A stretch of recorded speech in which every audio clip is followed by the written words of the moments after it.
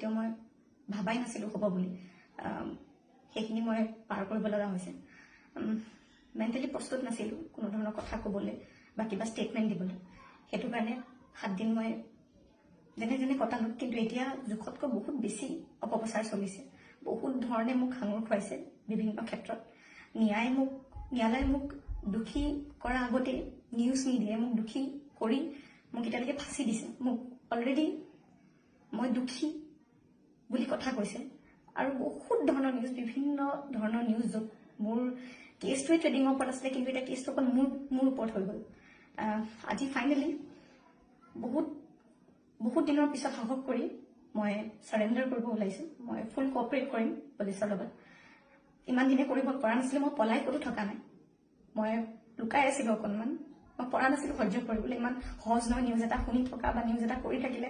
যি মন যায় তাকে কৈ আছে কোনো ধৰণৰ তথ্য নোহোৱাকৈ কথা কৈ আছে মই ভাবিছিলোঁ ইমানখিনি কেতিয়াও নিউজ মিডিয়াই নকৰে ইমান তথ্য নথকাকৈ ইমান নিউজ নবজায় কিন্তু আজি নিউজৰ মিডিয়াৰ ফলত মই আজি দুখী গোটেই মানুহৰ আগত মোৰ মান সন্মান মোৰ মা দেউতাৰ মোৰ পৰিয়ালৰ গোটেইবোৰ উলংঘ হৈছে আৰু এতিয়া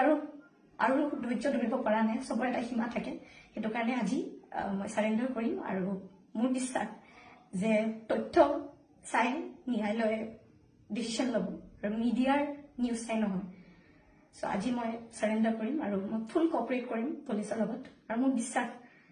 যে যদি মোৰ সত্য হয় মোৰ কোনো ধৰণৰ শাস্তি নহয়